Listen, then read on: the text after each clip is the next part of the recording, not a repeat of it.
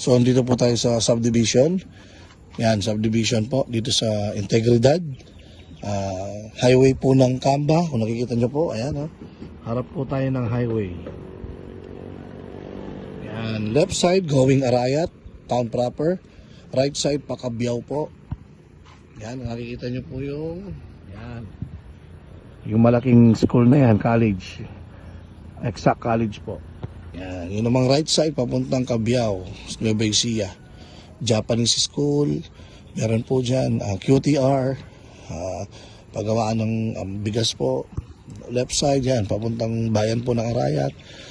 High school po ito ng Camba, Barangay Camba. So perfect Mount View. So yun, simple lang po. Phase 3 po tayo, phase 1 dito, phase 2 gitna, phase 3 may mga available pa po as of now pero paubos na. Naka-promo po tayo ngayong buwan na to, 5,000 monthly, 5 years to pay, no down payment. Yan, 5,000 monthly, no down payment, 5 years to pay.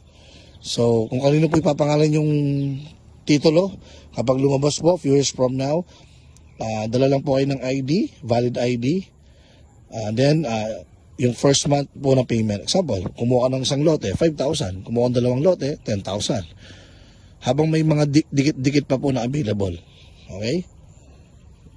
So, ito po yung office. Dito po ipaprocess lahat.